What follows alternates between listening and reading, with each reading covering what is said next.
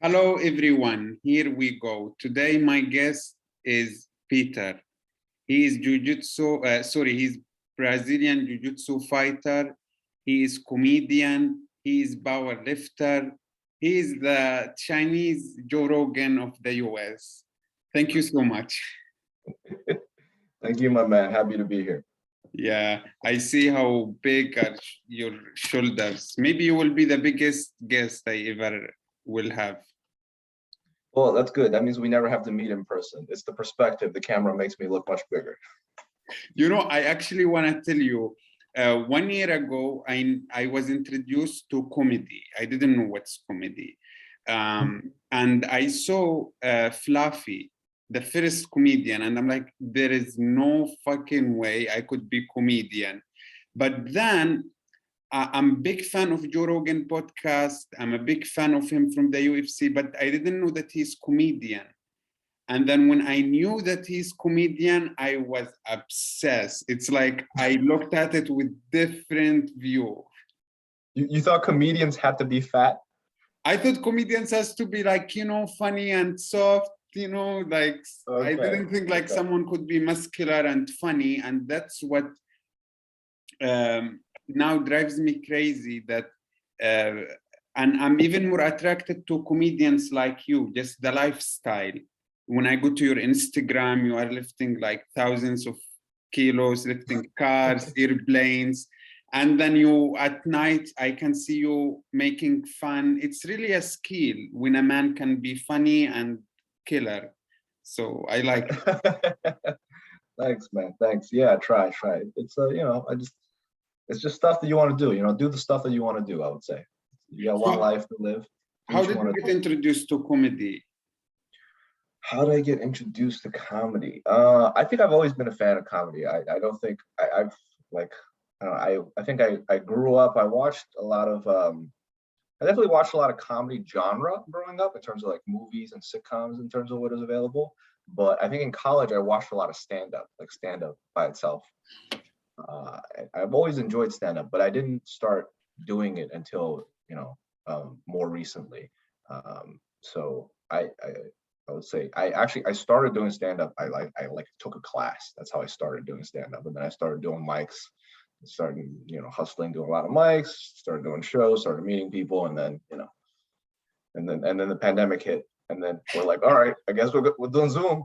Zoom is what we're doing, and you know. Yeah, that's cool. And have you been working out since you are young, or what's the deal? No, I came out of the womb. I was like, let's do this. I started working out.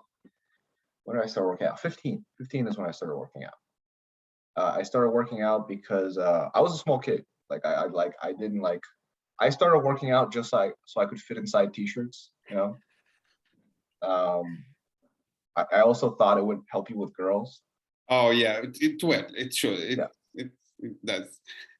You find out that it's like you think it's like yeah, it was a tough realization for me when I realized like girls don't really care about guys who lift. Like it's when you start lifting, it's other guys who lift that care more about lifting than girls.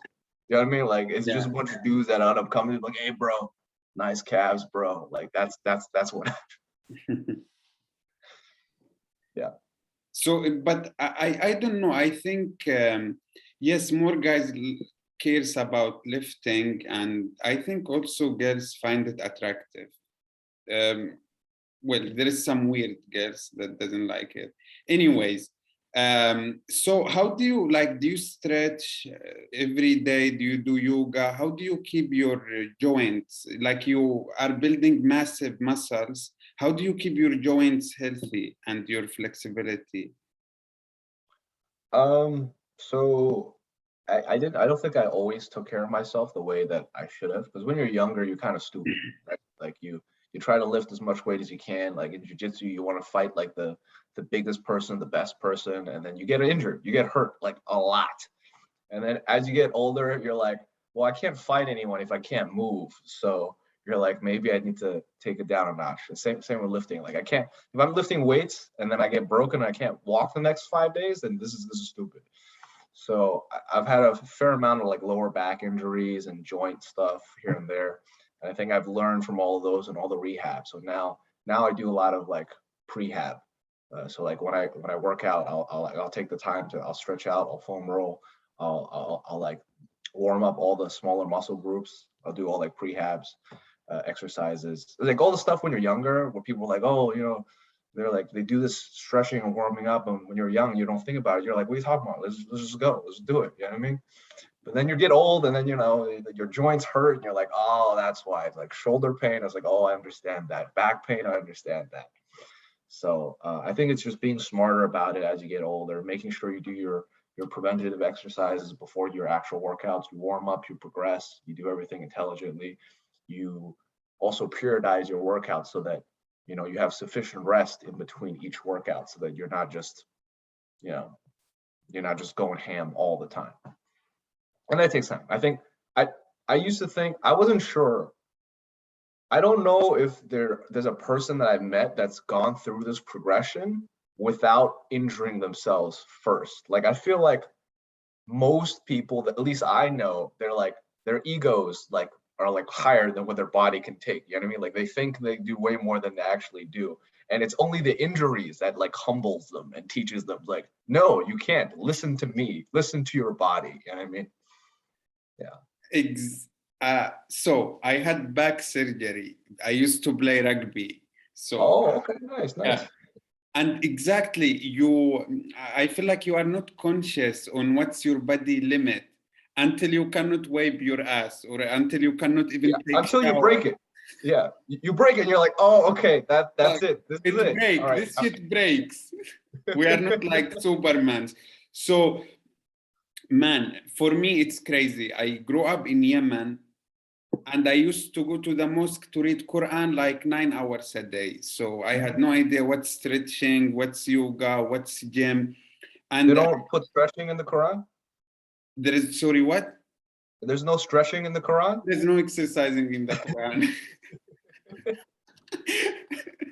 Anyways, so I came to Cyprus to study the university, and I was in the university gym.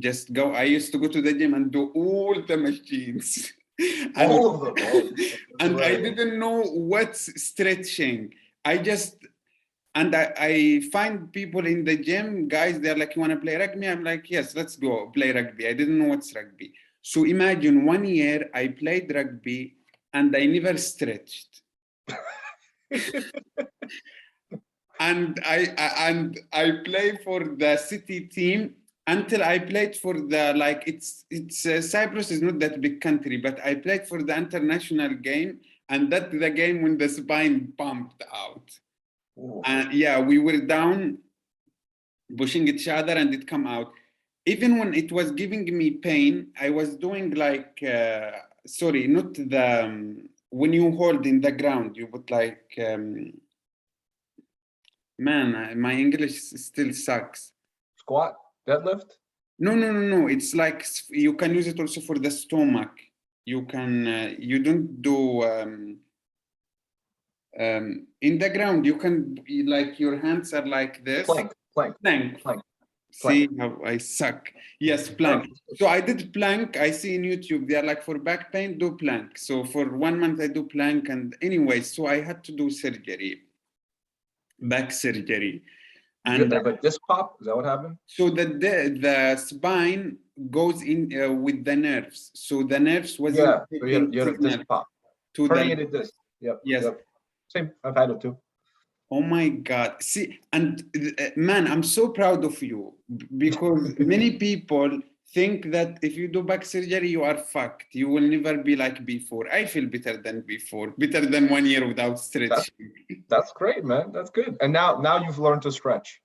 So I was so lucky, because the time I got my injury, I met my girl, and she's personal trainer. Okay. So I did the surgery. She started stretching me. She started cooking for me every day and count my macros. Oh, She okay. She does everything. That's great. everything, gym Lucky guy. program. Yeah, even now I use her app, and I feel better than before. And I go to the gym. If I have back workout, I would go up, stretch my back, warm it up, and then put weight. Hmm. And after I do the row, so I feel you. We kind of go through the same. Yeah. You go through the same thing and then you realize you're like, okay, this is it's funny because do you think because when I was younger, I think older people have more wisdom because they've lived longer than us. They tell you like you should stretch, you should do this, you should warm up, you should progress, don't go too heavy, you're gonna hurt yourself. But as a young man, I don't know about you, I didn't really listen that much. I'm like, why? Like, what is all the stuff that you're saying? It doesn't seem necessary. So I don't know. I feel like part of me still thinks that everyone kind of has to just get broken, and then that's what teaches them. Like, I think it's very hard to teach someone who doesn't know why these things are. And you know what I'm saying? Like, Some people are smart, but it's very rare, very rare. yeah, maybe some. Okay, I'm not one of those people, but I'm Oh, sure, like, yeah, maybe some people when you tell them, they'll just listen, and they're like, okay, I won't repeat your mistakes. yeah. How about because so I listen too much to Joe Rogan. I listen to him more than music. Like I'm into podcasts. More than music. Yeah, when I work out, I rather listen to him. I feel like there is more reward than listening to music, or I would listen to my comedy sets. Anyways, I listen to Jacko. I'm sure you know who's Jacko. Jocko was a very hardcore guy. Yep. Yeah, I Did you listen. know, fun fact about Jocko? Did you know Jocko has a lower back tattoo? Oh, I haven't seen him naked, so Oh, I've seen him naked twice. No, it's a YouTube video. It's a YouTube video, and he's rolling in jujitsu, and then the camera pans down. He has a lower back tattoo, and everyone was like, "That's crazy, Jocko. You have to explain this." And then all he wrote on the section, he was just like, "Haha, I was young," or something along those get lines. after it. He didn't explain the story at all. We're like, Jocko, you have to explain the story. Maybe it's his ex-girlfriend name or in Chinese. Maybe, no, maybe. I don't know. There's a story. There's It definitely a was story. young. Oh my God. Anyway, you know also Lex. He has podcast. He's Russian. He Lex does. Friedman? Yes. Oh my. Yes. So Yeah. and I also like Gracie. His also their podcast. You know Gracie. Which one? There's a lot of Gracies. You know, I know one of them, so I just say Gracie. You know Gracie, and you I know one of you them. do jujitsu. Most people I talk with them, they have no idea who the fuck is Gracie. So I'm like Gracie, and they're like, oh wow. Like, but talking with someone who knows the name, I feel like I fuck up. So sorry. No, it's all good. It's all good. And it's how long have you been doing jujitsu? 7, maybe almost 8 years now. Wow. So you are the dude that if someone owes you money, they better pay you. Well, I hope so. I hope so. I need my money. So what belt you are now? I'm a 4-stripe purple belt. And because they say that it's like there is too many gyms now, they give belts just like that. So are you having the real belts or you are in some big gyms? That's a good question. No, that's a legitimate question. I don't think that's happening in jujitsu as much as it has in other martial arts, where like people just start buying belts. I think jujitsu is, and I agree. Like jujitsu, one of the like vestiges of the martial arts where the belts actually still mean something. But it is starting to go a little bit where I'm starting to see, people are getting people are being pushed in the way of taekwondo or like karate belts where like a black belt means absolutely nothing, right? Because if a child gets a black belt in like 3 years, then first of all, children shouldn't have black belts. That means nothing. Just okay, like what does that mean? Your kid is a black belt, your 10-year-old's a black belt. I can pick up your child and just throw him. This means nothing. Okay, children are not black belts. They don't understand anything. You know what I mean? They're children. But yeah, I think jujitsu is one of those martial arts that it's kept the progression. In general, it takes about a decade for most people to get a black belt, training consistently for a decade, like 4 or 5 times a day, if not every day. So yeah, I'm lucky enough where I train at a gym that's like it's a competitor gym. So when you have a competitor gym, it goes the other way. So people start cheating and they by not promoting you, because if they don't promote you, let's say there's 5 belts in jiu-jitsu. It's a white, blue, purple, brown, black, and you can compete at all the different levels. So what people end up doing on the competitor level is like, you could be, let's say you're a purple belt, like you're the skill level of purple belt, but they don't promote you. They keep you as a blue belt so that when you go compete with the other blue belts, you I win the world. got it. You know so it's Wow. actually the opposite of what happens. Or like you're already a black belt, but they don't promote you black belt. They keep you as a brown belt. So when you compete with the other brown belts, you win. It's called sandbagging. That's what it's called. So it's competitors will have, you'll see, that's why you'll see competitor like gyms, like some purple belt will just like trash all these black belts, and you're like, what the hell is going on? Because it's different between people who train competitively and people who train as a hobby as well. That's very different. You know what I mean? Man, it's like you are fighting with tiger, but you think it's cat, and you're like, what the fuck is wrong with me? You're like, exactly. You're like, what the hell is going on? That's also the reason why most people don't care about like there's worlds in jiu-jitsu, like winning worlds. No one cares if you win worlds at any of the belt levels except black belt. Because you can sandbag at every level, right? Except black belt. Because at black belt, like, is even, right? You can't sandbag anymore. Like, it's just the best of the best, right? Yeah, like Joe Rogan, he just got his black belt like I think 2 years ago, more or 3 years ago, and he been doing it for No, I like think decades. he's probably been a black belt for I don't know, probably at least like 5, 6, 7 years. Yeah, Maybe. I think 8 years he say, or 9 years. He's I don't yeah, he also does a lot of other things, so he probably doesn't train as frequently. Like when he's old as fuck. Like when you're young, you can train much more. Like when I was younger, I would train like twice a day, like 5, 6 days a week. You know what I mean? So like I feel like whenever you do something, the more time you spend doing it, the faster you get better, right? Same with comedy, same with working out, music, whatever it is that you choose to do, the more time you spend doing it, the faster you get better. So him being an old fuck, I probably shouldn't say that in case I ever get on his podcast. Him being an old gentleman fuck probably doesn't train as frequently as someone who's young. You know what I mean? Yeah, exactly. And I also think, I don't want to say I'm lucky because I got my surgery, but I'm lucky that I got it when I'm young. So it's like lesson for life. And other problem, man, it's insane. I don't know how is it in the US, but where I am now, when I go to the gym, I would say 90% of the people in the gym are training wrong.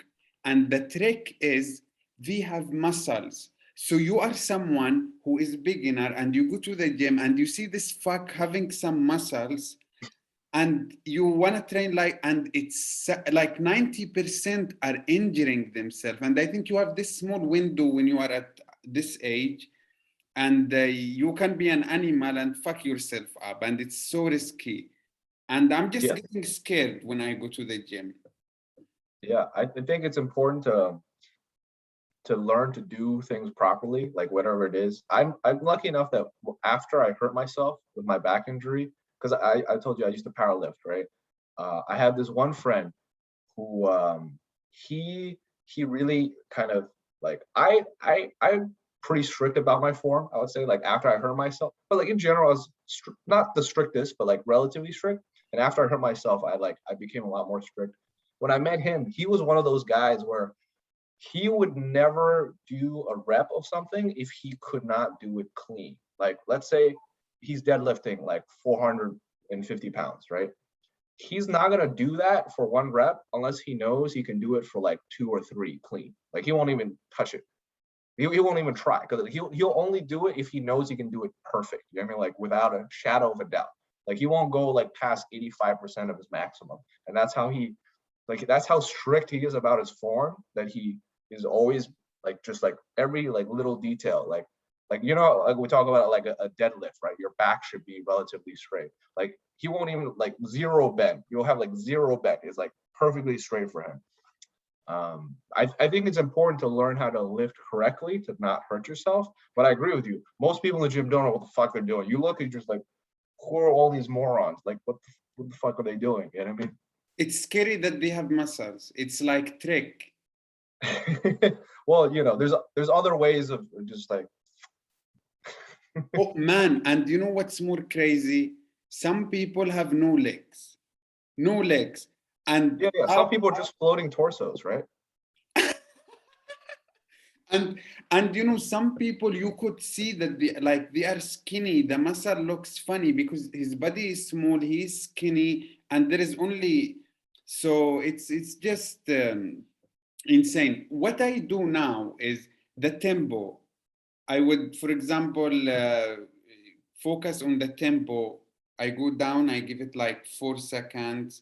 Also, sometimes you can like go time down 4, and then you can just go halfway, and then you go down, and then you go Yeah. up. And I would do superset, and I would always try to go with less weights. That I'm in control, bitch. No, that's good. It's good. Yeah. So that's one of the things you don't realize when you're younger, right? Like you think it's like more weight, more weight, more weight. But there's so many different ways of training that you can, so many variables, like you said, like the tempo, like how long you're have the muscular contraction for. Like you don't have to go as heavy. You can lower the weight, increase the volume that you do, increase the time, increase how long you hold it, increase the rep set ranges. Like you can control all of these things. You don't have to keep going heavier in weight. That's just, you know what I mean? Like you can have a moderate weight and do a lot of different things with it. Like, Yeah, and other thing is when you grow, especially like we had injury, you learn how to treat your body like princess. I feel like, but like when I'm young, I feel like the more aggressive I am, the less I sleep, the animal, you know. yeah, and yeah, yeah. and now I'm like, you know, like pussy. I don't know why people use the word pussy, but now my sleeping, I don't fuck with my sleeping. If I don't sleep good, there is no way I'm going to the gym. Before 2 hours sleep, man, you know, I'm animal. And that's stupid mentality. It's So I don't stupid. Yeah. fuck with my sleeping. uh, if it's cold, I wear stuff. So I mean is sometimes even the people around you or as man, we shame if someone is trying to treat his body like a pussy, you know, or like a princess. It's like, Yeah. Well, it's oh, very dumb. Yeah, but because that's like what you should do. it, it's dumb because you realize that when you worked out, you're just breaking your body down, right? And when you go to sleep is when your body actually rebuilds to get stronger.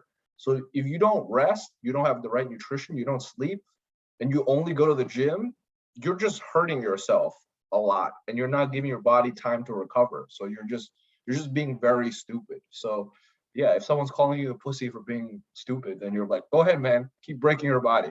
Keep going. Yeah, you're gonna be 40 and I don't know. Dead. Anyways, good luck. And also the ego. So now I try to be more conscious. So let's say I have program for 1 month. If in 2 weeks I feel my body is tired or my knee is hurting a little, stop, stop, stop. Go do. I would go and just do shadow boxing, or I would go and Yeah, you can do do something else. CrossFit or just something without weight. So I think also ego is very dangerous. And we do you think our testosterone make Makes us stupid? Definitely, 100%. It makes us very stupid. Yes, without a doubt. We talked about this. I think like everyone has an ego to some level, right? And most people say it's bad to have an ego. I don't think that's true. I think it's bad to have an unchecked ego. Like Mhm. I think an ego is important in the sense that it's what drives you to be better at things, right? If you have no ego and you're just content with doing nothing, then you won't progress in life. You won't do anything. There's Exactly. nothing driving you, right? Too much ego is bad because if you have too much ego and you don't recognize your own failures, then you're not learning. You know what I mean? Like let's take comedy as an example, right? We can all hear what laughter sounds like. We can all hear it, right? We can all hear when there's no laughter. Okay. So when you go test a joke and no one's laughing, it hurts you, right? It hurts your ego because you're like, oh, like this is like, but the correct response is, all right, I'm gonna go edit my joke so the next time I go up, it's better. So you have a little piece that's driving yourself. Some people who have too much ego will always be like, oh, I didn't hear any laugh. It's the audience's fault, or like it's this, it's that, it's blah, blah, blah. They make all these excuses, but it's like you have to realize what the truth of the matter is, right? And then if you can process that, feel it for what it is, then you can get better. And I think that's one of the similarities between when I started comedy with jujitsu as well. Because when you start jujitsu, people just obliterate you, just like crush you. So like guys with like really big egos, they just don't come back. They just stop training. They're like, fuck it, I don't want to do this. 6 months and go.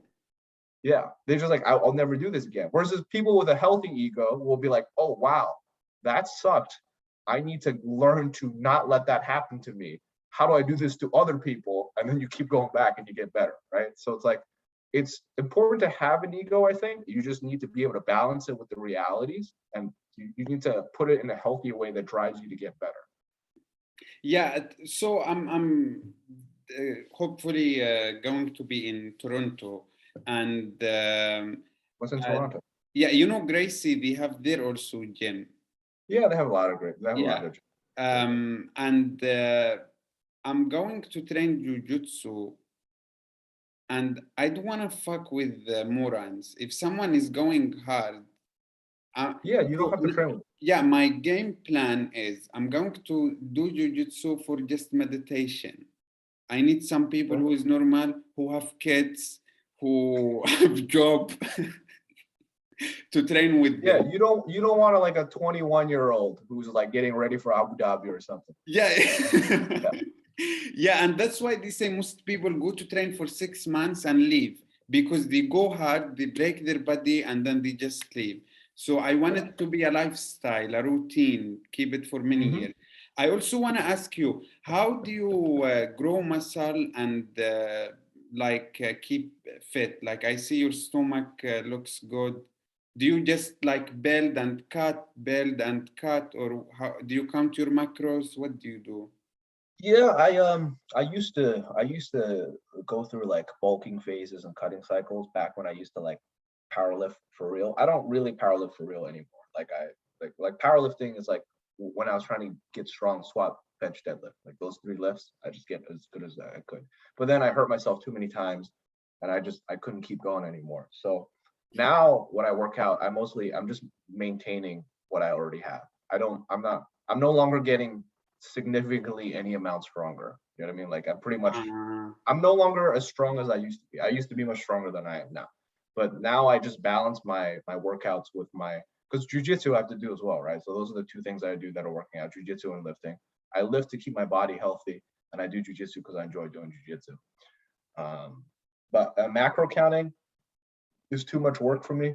I don't do it anymore. Like I never really did it. So I used to be able to eat a lot better when I was younger because my metabolism was faster. But now I do 2 meals a day, and that seems to be pretty good for big meals. They're not huge, but they're like 2 moderately sized meals a day. I do 2. How many? Because you are big, man. I don't think like if you want to keep your muscles, if 2 meals are not too big, how do you keep them? Like, are you losing weight? No, I mean, I find out. So like, I mean, your portion control is up to you, and I find out what the correct portion is. I don't need to cut weight anymore because I'm not actively competing in jiu-jitsu anymore. I was actively competing in jiu-jitsu like 2 years ago. That was my last competition. And when I'm actively competing in jiu-jitsu, then I'm much more careful about my diet because I usually have to cut weight to go down weight classes, right? But like right now, if I have like I said, I'm not competing powerlifting, I'm not competing in jiu-jitsu. I'm just eating 2 meals a day, and then I just do my own thing. It's like very easy. It's great.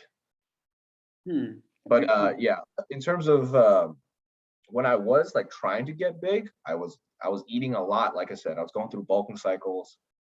I was counting my protein. That was the only macro I counted. I was making sure I was getting enough protein of the day. Too. Only the protein I count. I was only counting the protein. I didn't really count carbs, fats, any of that crap. I took my nutrients, right? I took my fish oils. I took my amino acids. I took all the stuff that I'm supposed to take. But nowadays, like I said, it's mostly maintenance in terms of like I'm doing a lot of like on Instagram. I do a lot of like strongman stuff, I like see. strongman. I'm doing this because it's fun. Like I like doing it. Yeah, like I don't plan to compete in strongman. The gym that I go to is a strongman powerlifting gym. So like there's huge people there. There's people like 350 pounds. You know what I mean? Like there's guys who log press like 350 pounds. They're just like, and I'm just like, holy shit. You know what I mean? Like they pick that up like it weighs nothing. I'm not, but like if you want to get like strongman big, you have to have a big belly. Like there's a lot of lifts where you put the stone like on your belly. Like you need a big gut. Like if you don't have the gut, it doesn't like, you know, it's not good No for you. balance.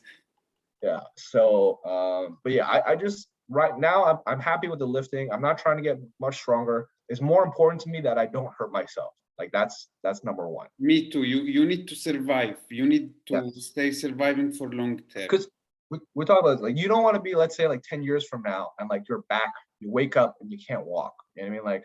Like I used to like push through workouts where it's like my back hurts a little bit, but I can keep going. Now, if I feel anything, I just stop immediately. I mean, it's not worth it. You know what I mean? I'd rather be able to move my body, use my body, than like hurt myself any amount. Yeah, that's my game plan now too. That when I go to the gym, number one priority is not to build muscle. Number one priority is to survive for the long term, to treat your body nice, to keep active, not to beat your body down. So I really focus on that so much. And how about your neck? Do you do any exercises for your neck?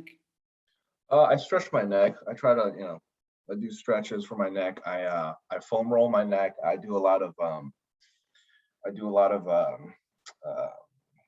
I have a peanut that I use, a Tim Tam. I have a friend, I've got a buddy who's also like, he does like massage, so he'll do my neck. But in terms of working it out, no, jujitsu, there's a lot of like, I think my neck it's mostly like most of my neck injuries come from jujitsu, but my neck is also stronger because of jujitsu. So it's like, right now it's 50-50. Because now there is new machine. The iron neck thing, the thing where you like put it on the halo, Yeah. right? What do you Yeah. think about it? It's probably really expensive, right? It's like $400, $500 or something. Yeah, I don't know. But your neck could even get bigger. Like it's just crazy how it. But why do you want your neck to be bigger? No, I'm not saying that I want a neck to be bigger. I'm just saying that. Do you think it's enough without that machine, or do you think the machine is nice to involve? Because in a way, we don't have specific exercise for the neck in the gym.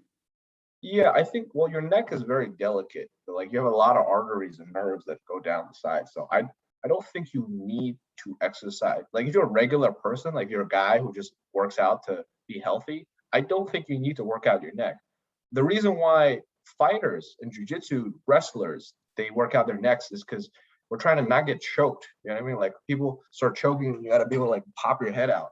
And you also use your head a lot for like, you grab a leg, you take someone down, like you're smashing your head into their body. So that your neck needs to be strong enough to not just, right? So that's why those people train their necks. As a regular person, I don't think you need to train your neck. I think it's unnecessary. If anything, I think people need to be more ergonomic with their like workstations so that they're more upright and they're not like leaning forward. You know what I mean? I think that's a lot of people have bad posture where their necks are just kind of like hunched over, you know? Yeah, and it's scary when it become lifestyle and nobody warn you. Then it's because then you get like hunched, you're like this. You know what I mean, like it's not good. You should be like here upright. That's where you should be. But how because me, I got lucky. My girl is personal trainer, or otherwise I would. How do you learn? Like, do you have friends? Do you look in Google? Do you have trainers? Do I have trainers? How do you get the right information and the right source? Oh, so obviously I do a lot of like self-research, I would say. Like when I started powerlifting first, and then I did jujitsu afterwards. So when I was powerlifting, I never had a coach. Probably would have helped if I had a coach. I probably wouldn't have hurt myself as bad, but there are a couple of channels that I watched on YouTube. Johnny Candido Training is a really good guy for powerlifting. I watched early days. I watched like there's a guy called Frank Ice One Cube, Bart Kwan, these guys, Omar Isa. But then there's like later on, I started like checking out Johnny Candido. There's Chad Wesley Smith, Westside Barbell. There's like all this information is like free. You know, you can just look it up. There's Greg Knuckles, who does like scientific articles about how to lift properly. And then after I got broken, I started looking more on the PT side. So that was like learning how to lift, how to be strong, and then the rehab side. There's like Stuart McGill, I'm sure you're familiar, is one of the leading back experts in terms of available information there. He's got like the big three from Stuart McGill. People do that for prehab. Yeah, I think I do a lot of research online, I think is the answer. I don't necessarily have a coach. What I want to tell you is there are a lot of young guys or young men who wants to work out and have healthy body, but they don't have budget to pay a trainer. They don't even have budget to pay a good trainer, because even when you look for trainer, you run the risk to go to someone who doesn't know what he is doing. And they search in the internet. And for me, if my girl is not if my girl is not watching there and telling me, I think if I search in the internet, I will fuck up again. So what do you think? What should these people do? Because for me, the internet is not really solution. You need budget to get the right trainer. This is the only thing in my mind. Or date personal trainer. Your solution is to find a girlfriend as a personal trainer. If you don't have the money. If you don't have the money. To bring quality trainer. If you don't have money, how are you finding a girlfriend? I don't know. That's other, like you need to be lucky with someone that she will love, someone that loves you for who you are. So if how do you pay for the date? How do you pay for the dates? Then don't work out. You're like, you have no money. You can't get a girlfriend. Just stop it. Just give up. You're done. You can't. I don't know. It's risk. I just cannot figure it out by myself. Yeah, I think so. Like it takes there are like YouTube channels of people who work out that know what they're talking about. So like that information is free and available. Like some of the people I named, like Johnny Candido, very great. He has a free YouTube channel, videos. He puts out workout programs that he's written in an Excel sheet that are very good, and you can get all of that stuff for free. It's just knowing where the resources are. You know what I mean? So I think you can do stuff when you have no money and you're sad because you also don't have a girlfriend. You know, you can't go on a date. If you are ugly and broke, then don't work out. There are resources available. You have to know where to look. I think that's what I would say. Yeah, use your mind. And I don't know. It's still what if you don't have a mind? Now you're screwed. Now you have nothing. Now you can just go and bomb yourself and you're gonna go to heaven. Like, anyway, I see in your Instagram stories, you are really every day doing mics here and there, and people are laughing. I'm laughing as well. I like your. Do you still do that open mics, or now you are getting paid? I get paid to do shows, but I still do mics just to work on stuff. I mean, I think it's important to keep doing mics until it's put it this way. It's important to be working. That's what it is, like to be like writing and trying new stuff. Like when you do shows, if you have enough shows that you can work on stuff during the shows and you don't need to do mics, great. I'm not at that level yet. You know what I mean? And I think there's a lot of comics who are like a decade in and they still have to work on their stuff. They don't necessarily go to mics anymore, but they still work on stuff. Like Dave Chappelle, he go for open mic to work for his Netflix. I think if Dave Chappelle just goes to a show. The show is his open mic. He'll come in, he'll be like, hey, I'm Dave Chappelle, and then he'll do an hour. You know what I mean? But like, I think it's important whatever level you are, you're always working. And for me, I have enough shows booked that it's keeping me pretty busy. I don't go to like a lot of mics, but I still go to mics. Yeah, I'll do like maybe 1 or 2 a week still. Versus when I started doing comedy, I was doing like 2-3 open mics a night, every night. That's because, I'm not on show. So I'm like, all right, let me just keep doing mics. But now that I have like, shows lined up, I'll still go to a mic you saw me. You just saw me at a mic today. Oh I yeah, wrote some yeah. stuff. I was like, I want to try this today. So I was there. Yeah, that's really cool.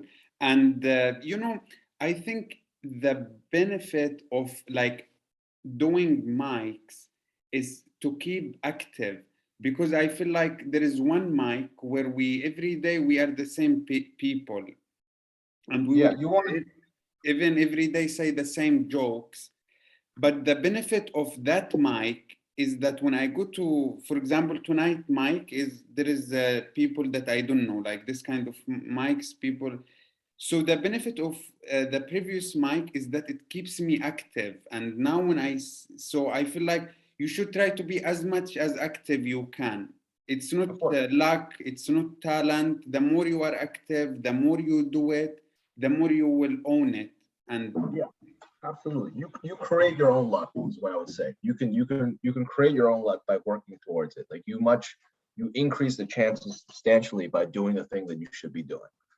yeah, and you should also put the energy and the time. Give Yes. give the ideas energy, give them time, stay right. I see sometimes I have no ideas in my mind. I don't feel good. Just try it. Not every day is going to be perfect, but Yeah. sometimes you just come and then people laugh and God bless.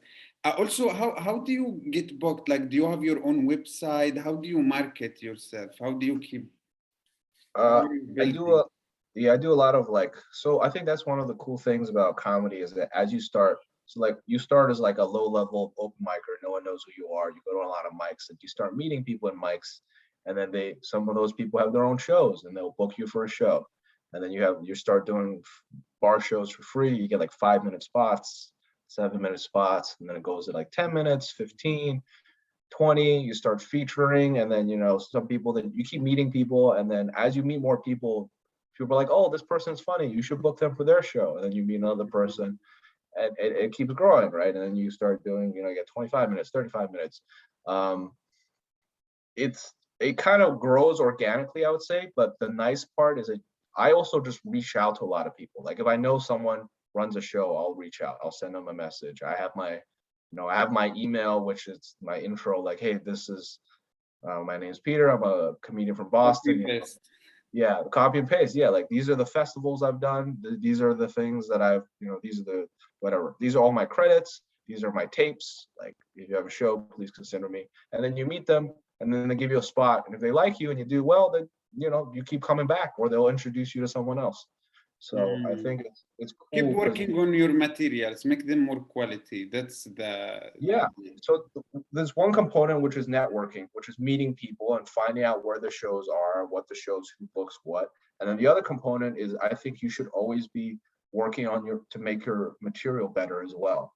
Because I think what you see is with a lot of more seasoned comics on like local levels, they get very comfortable with where they are. And they, like, let's say they have a half hour or they have an hour that they're like, that's pretty solid, and they just keep doing that for like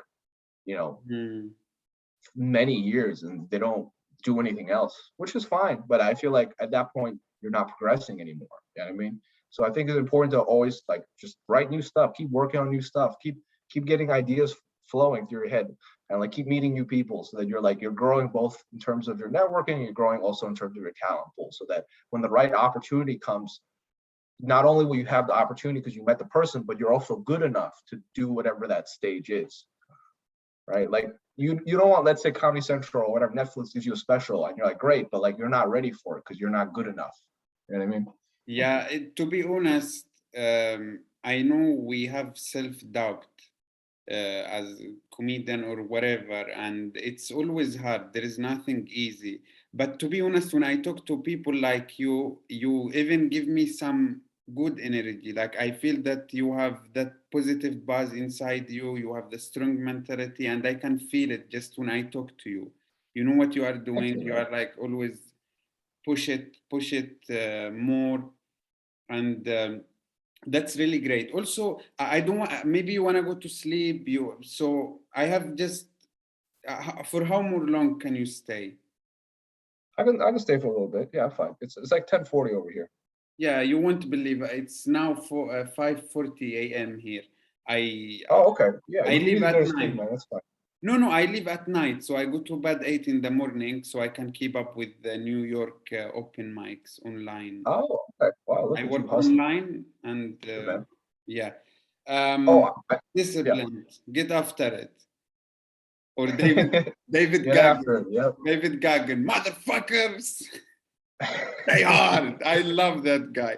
I wanted Yeah. to ask you, how do you write? Where do you bring your materials from? Is it more agents? More? How do you create your materials? Where do they come Uh, where do I? What do you mean? You mean like my from? material? Ideas, yeah, your jokes, your Yeah. ideas. I think when I first started comedy, um, it was they say good comedy is personal and unique. That's what they say good comedy is, right? Good comedy is unique to you and it's personal. So I think when I first started doing comedy, a lot of stuff was like about my parents, my family, my upbringing. Mm, There was also a lot more. The nature of the jokes were also more self-deprecating in nature because I think that's safe. A lot of people start with self-deprecating humor because it's easy to make fun of yourself for the most part, right? It's not that hard. That's like there's the how a lot of comics have a I look like blank joke. yeah. Yeah, so it's like stuff like that. But I think as you do a little more comedy, you start realizing you can't just do self-deprecating jokes back to back to back. Like it gets sad. It gets very sad. Like you've been to open mics, you've seen this stuff where people are just like, "You're not funny. You're just very sad." That's you know what I mean? Yeah, or yeah, it shows me who you are, and sometimes maybe I'm not even attracted to that. Yeah, and again, self-deprecating humor can be funny. You just can't you can't just be like 10 minutes or 20 minutes of the same stuff. Like if it's sad, you still have to learn to make it funny somehow, right? You gotta make it funny. So I think funny is important. But yeah, like I said, I started off doing a lot of stuff about my family, my upbringing. And there was more self-deprecating jokes in the beginning. That was like my first teacher. Like I think that was his style, so that he's like felt it was safe for something for you to learn. And then as I did a little bit longer, I started finding like what I enjoy better. And I think much more recently, I've noticed uh, a lot of the stuff that I write that's funnier is more like observational, like things that I find observed to be very stupid. And when I find it very stupid, and then I'm kind of like I do like a little rant, but like I like the humor is in how I portray why I think it's stupid. You know what I mean? Like this, like I think because you can feel the emotion when I'm talking about like this is fucking dumb, but I'm gonna walk you through why it's dumb, and I'm gonna punch it with jokes so that I can get Mm, my point across, and we can have a good time. So I think right now that's one of the things that I've realized about myself. So it's like mm. observational stuff, and I have to really feel something about the topic. Like I have to like care about it enough. If I don't care about it, then it shows because you're like in the audience. I feel like they can tell too. Like when people are talking about things that they don't give a shit about, they're like, all right, whatever. They can feel you. They can feel you. But what's funny about your childhood? Like, did you grow up in China where your mom Asian, your dad black, or like these people that come? My dad's black. I didn't know that. So what's funny about your upbringing, or what's make it funny? I grew up kind of like all over the place. I was born in China, but then I moved around a lot. I talk about in my comedy. I've lived in Australia. I've lived in New Zealand. I've yeah. Wow. So I've lived in a lot of places. So there's like any time that you're a foreigner and you're like kind of observing a new perspective, right? Like you're learning. There's also always conflict and just funny things that you observe, like Yeah. differences, right? Differences. And then in terms of my parents, they're Chinese. They're like very Chinese. So like they do a lot of things that are like not correct, I would I look say. You sharp, know what I mean? no Yeah, they science. do. There's a lot. Well, yeah, there's a lot of parenting techniques that are incorrect, or like there's a lot of negative reinforcement. That's like how they teach. You know what I mean? It's like how like here it's like the kids are like, oh, like in America, like, good job, you know, do this, good. It's like, it's positive energy. You know what I mean? It's like, I want you to do well. Versus like a more traditional Asian upbringing is very like, why aren't you better? You know what I mean? Like, why are you not this? Why are you not that? It's very, there's a lot of negative reinforcement. You know what I mean? And I don't think that's good for you.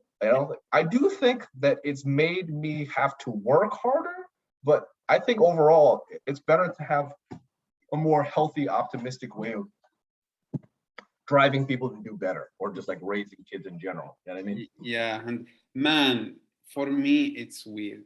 So my dad, I don't know, do you know about Yemen? Do you have an idea about Yemen? I know where it is on a map. That's it. That Yeah, that's it. So I don't like it. When someone is like, you don't like Yemen? no, I mean, I don't like your answer, because your answer, sorry, it's not like, sorry, sometimes I don't express myself right in English. No, it's fine, it's fine. I just mean that your answer explained to me that you know nothing about Yemen. Yes.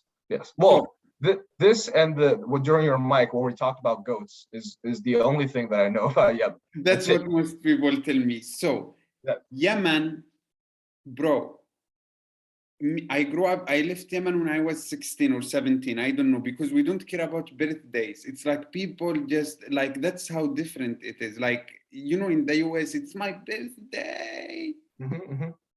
David Gagan, it's for your in-ear bitch, motherfucker. So in Yemen, no birthdays. No. Okay, you know when you're born though, right? I know the year, but my grandparents, we don't know how old they were when they died, because they even forgot the year. Oh, okay. So you don't know when your birthday is? No. Oh, so nobody knows where their birthday is. It's not a deal, man. Like, it's different, because if you go to Yemen and you are like, oh, nobody knows what his birthday, they're like, oh, you know when is your birthday? Oh, so you are in China, you know when is your birthday? So every year you say, so Yemen is very religious country. The most religious, like, we still there is no government and like rules. Our rules is still the Quran. So imagine our rules is something that was written in the animal skin before thousands of years. So we believe in that, and we do believe that we are in earth to get examined to go to heaven. Like, there is no church in Yemen. If someone built church in Yemen, they will burn it. There is zero church in Yemen. Church.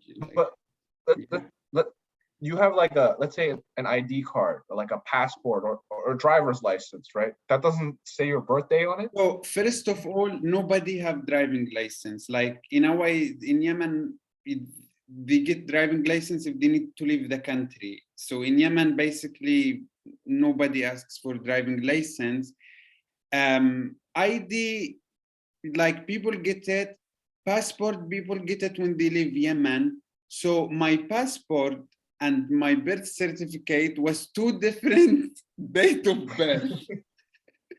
So when people do their ID, they would just write like, because I needed to leave Yemen, so I did passport, and we just wrote like, I was born in 1998, and then my mom, she's like, yeah, I remember, it was the second month, yeah, the next week. So we just write it.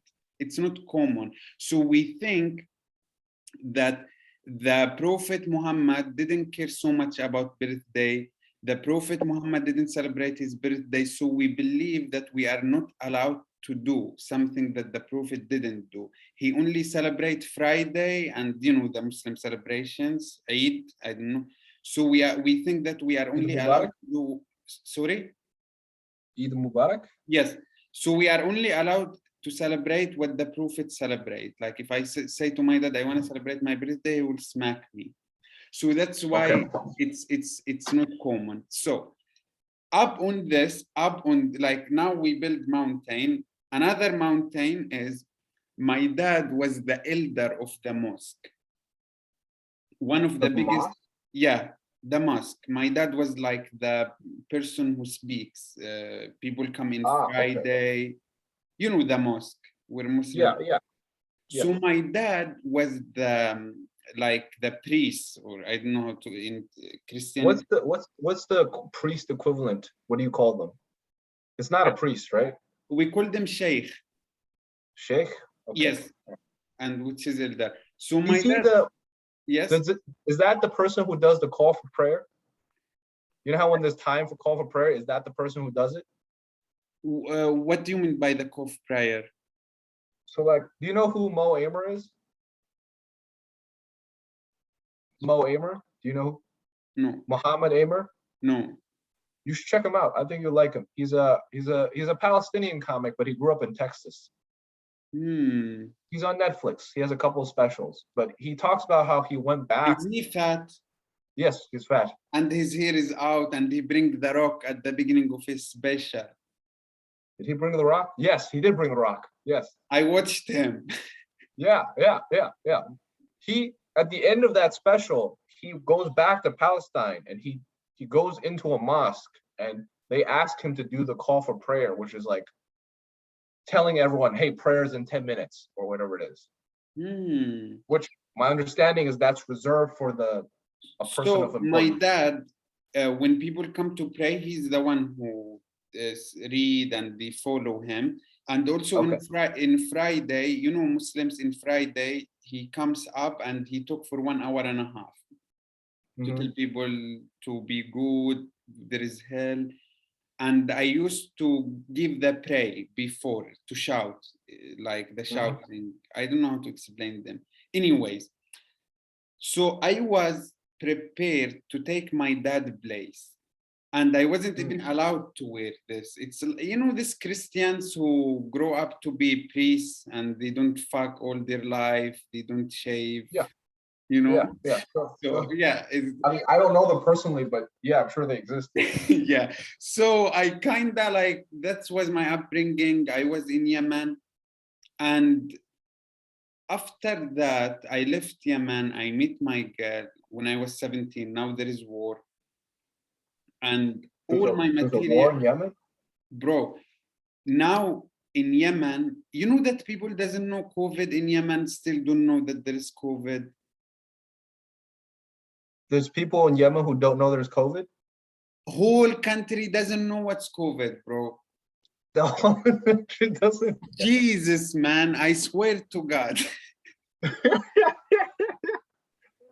People are dying. Nobody like give a fuck. Well, what do they think it is? Do they think it's just a terrible flu season? Like, man, people are hungry. People doesn't have food to eat. Like, there is that's why, like, it's crazy that people don't know anything about Yemen because we live in the same universe. You know, where is it in the map? I swear to God, you guys are looking for aliens. Look for Yemen. You will be even more fascinated than if you find aliens.